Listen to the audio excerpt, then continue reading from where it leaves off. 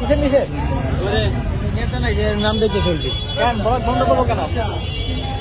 সমস্যা কোথায়?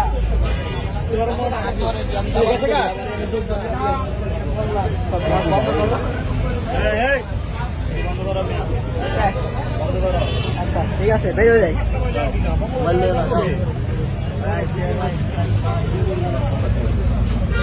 ভিডিও চলতেছে? হ্যাঁ কেন অফ চলে? না লাইভ না লাইভ। আচ্ছা বন্ধ করো এটা। আচ্ছা আচ্ছা